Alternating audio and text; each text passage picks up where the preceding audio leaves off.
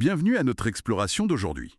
On a devant nous pas mal de documents passionnants sur la culture japonaise. Mhm. L'idée, c'est de décortiquer ensemble ce qui la rend si unique, quoi. Oui, Les traits de caractère qu'on observe souvent, les codes du quotidien, et puis la vision du monde derrière tout ça. c'est ça. On va essayer de comprendre ce mélange, si particulier de tradition ancienne et de modernité, Mhm.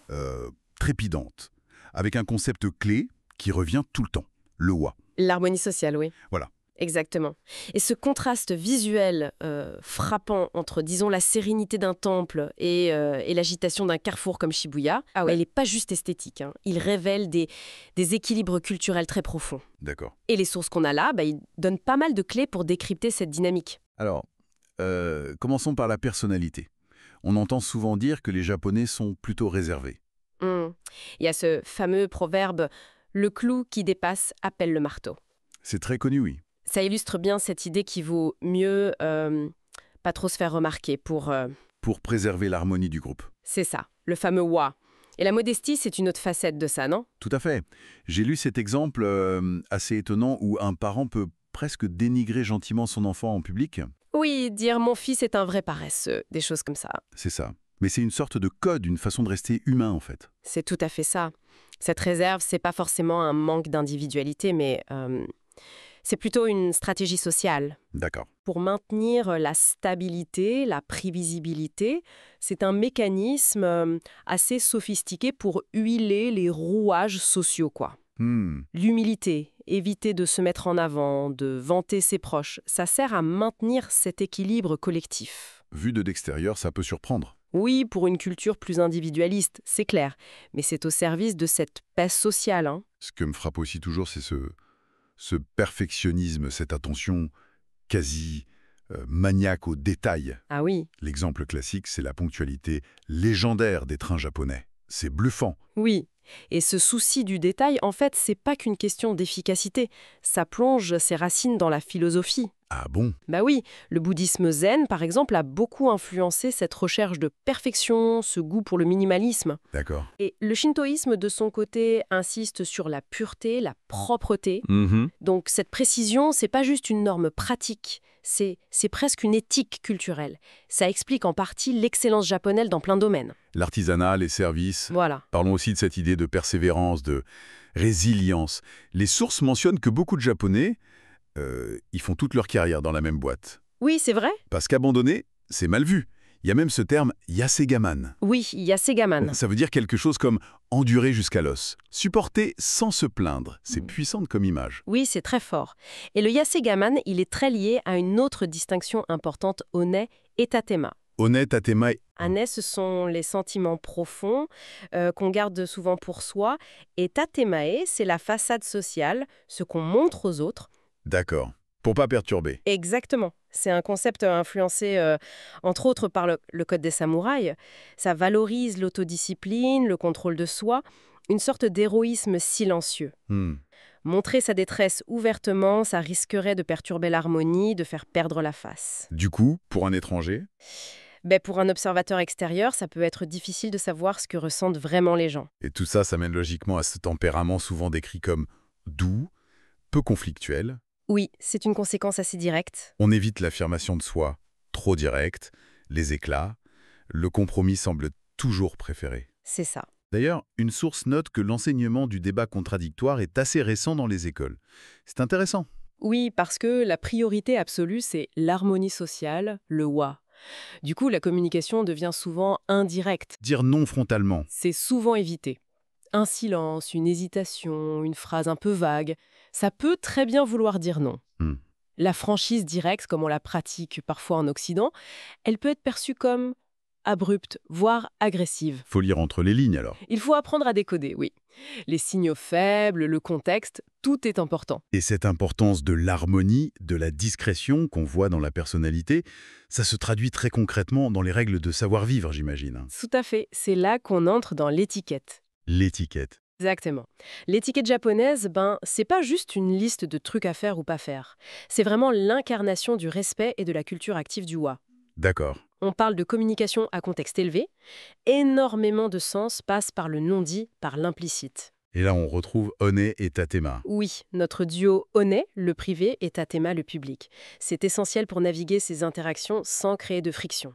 J'imagine que pour quelqu'un habitué à la franchise, ça doit être un sacré défi de décrypter tout ça. Ah oui, c'est un apprentissage. Comprendre qu'un oui un peu mou ou même un silence, ça peut vouloir dire non. C'est ça. L'indirectivité, c'est vraiment la clé pour des interactions fluides. Il faut être attentif à tout. Les expressions du visage. Un sourire peut cacher la gêne. Tout à fait. Les gestes, la posture et même le silence. Un silence peut signifier le désaccord, le refus poli. C'est pas une invitation à insister, au contraire. D'accord. Côté salutation, il y a l'ojiji. L'inclinaison, oui. C'est la base pour dire bonjour, merci, pardon. C'est ça. Et c'est pas un geste unique, il y a des degrés, c'est ça? Exactement. Le léger eshaku, à 15 degrés, un petit signe de tête rapide entre collègues, le kérei, 30 degrés, plus marqué, pour un client, une première rencontre, Mhm. et puis l'inclinaison profonde, 45, 60 degrés, pour un grand respect ou des excuses sincères. Rien à voir avec nos bises ou poignées de main. Non, même si la poignée de main se développe, surtout dans les affaires. Mais l'ojiji reste fondamental. C'est un vrai langage corporel. Ça communique le statut, le respect. Instantanément.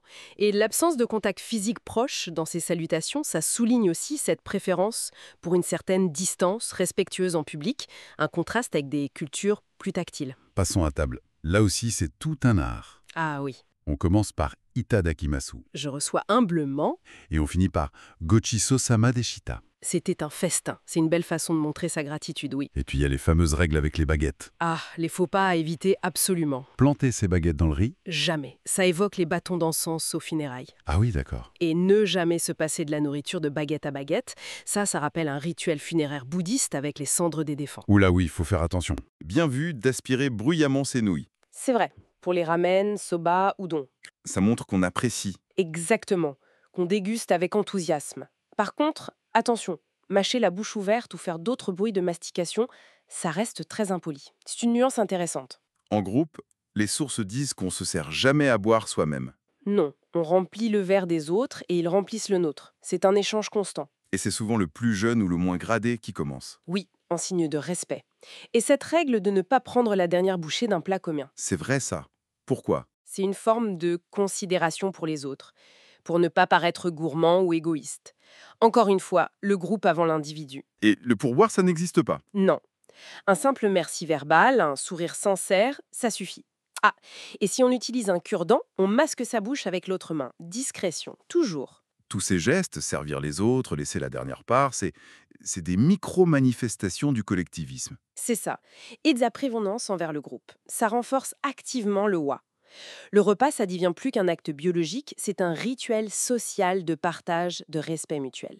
Et en public, la règle d'or, c'est Ne pas déranger. absolument. Parler bas dans le train, téléphone en silencieux, éviter de manger des trucs qui sentent fort. Ou de se maquiller dans les transports, oui, La ponctualité, cruciale. Arriver un peu en avance, c'est la norme. toujours. Et la propreté, garder ses déchets sur soi, nettoyer sa place, c'est lié au Shinto, ça? Oui, en partie. Le Shinto insiste beaucoup sur la pureté. Mais c'est surtout ce principe fondamental de ne pas causer de désagréments aux autres. Meiwato au kakenai. Ah, Meiwaku, au Kakenai. Voilà.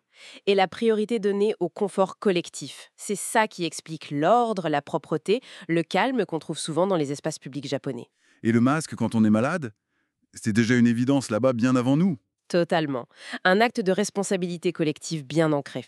Il y a aussi des codes spécifiques pour les lieux sacrés, les temples, les sanctuaires.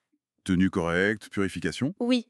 Et pour les bains publics, les onsen, se laver avant d'entrer dans le bain commun. C'est essentiel. Et la question des tatouages. Ça peut encore poser problème dans certains onsen traditionnels, à cause de l'association historique avec les yakuza, même si ça évolue doucement. Un dernier point sur l'étiquette. Les cadeaux.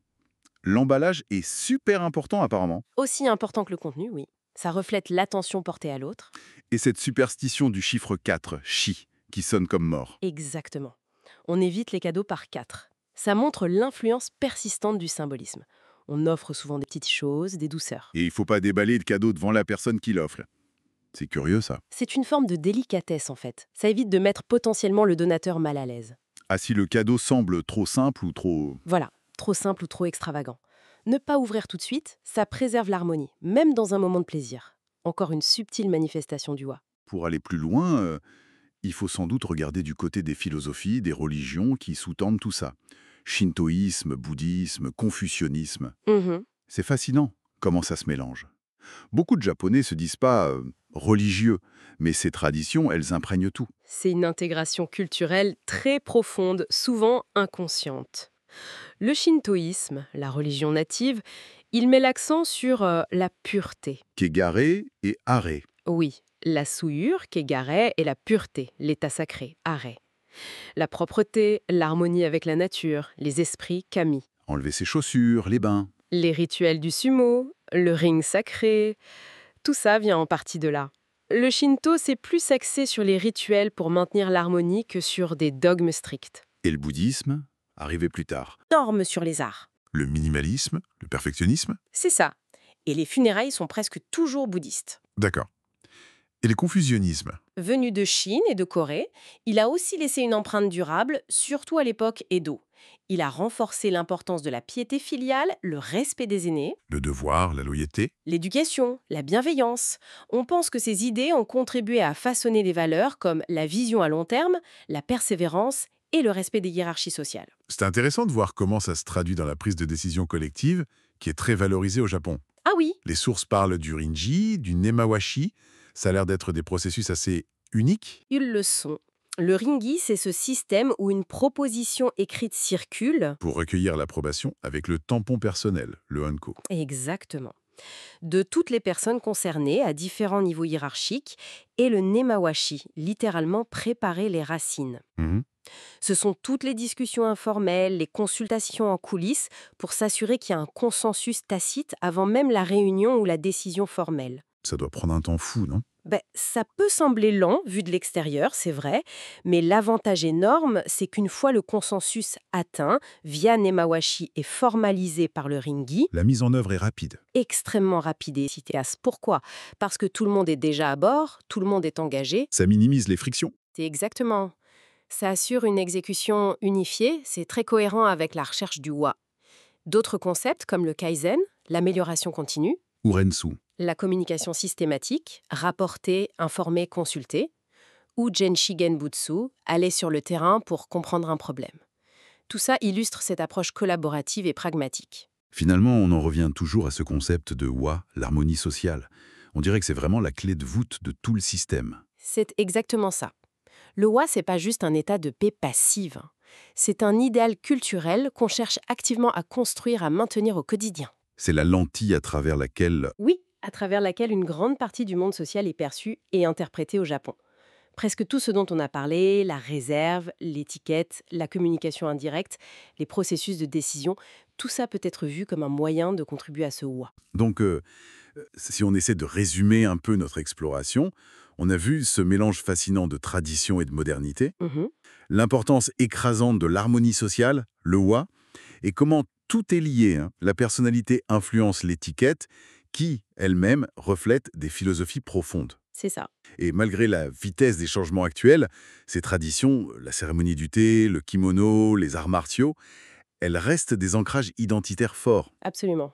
Et comprendre ces mécanismes, même juste un peu, c'est incroyablement utile pour interagir, que ce soit personnellement ou professionnellement. Oui, ça donne des clés. Ça invite à porter un autre regard sur une culture qui donne la priorité à la prévenance, au respect mutuel, au bien-être du groupe. Tiens, d'ailleurs, ça soulève une question pour aller plus loin. Avec cette forte culture de l'harmonie, wa, et de l'indirect, onetatemaï, comment est-ce que le désaccord, la critique, ou même juste un malaise, comment ça peut s'exprimer subtilement au quotidien? Bonne question. Quels indices faut-il chercher? Et qu'est-ce que ça implique comme défi ou comme opportunité pour une communication vraiment authentique entre cultures? Excellente question. Pour laisser mûrir, en effet. Merci beaucoup d'avoir participé à cette analyse approfondie. Merci à vous. À très bientôt.